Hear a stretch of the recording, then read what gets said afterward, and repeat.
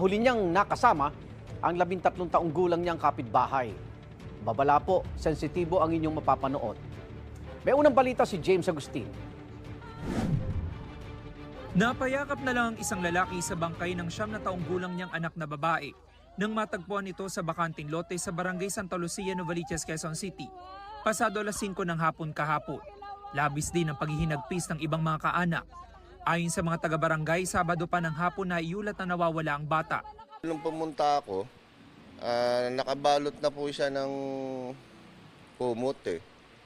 Kasi siguro po nung unang dumating doon na yung magulang mismo, nung nakita nung magulang na lalaki yung anak niya, binalot niya po kagad ng kumot kasi natagpuan po yung bata ayon doon po sa mga nakakita, ubod-ubad na. Sa kuha ng CCTV, kita ang biktima na nakasunod sa isang lalaki papunta sa compound kung saan matatagpuan ang bakanting lote.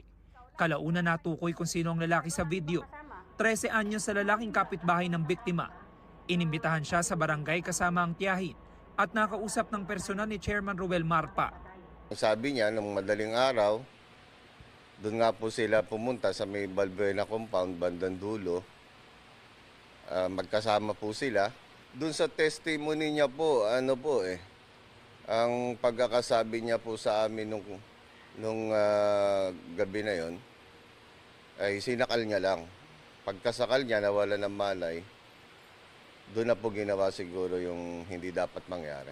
Nasaksodiyan na ng pulisyang minor de edad habang nagpapatuloy ang investigasyon.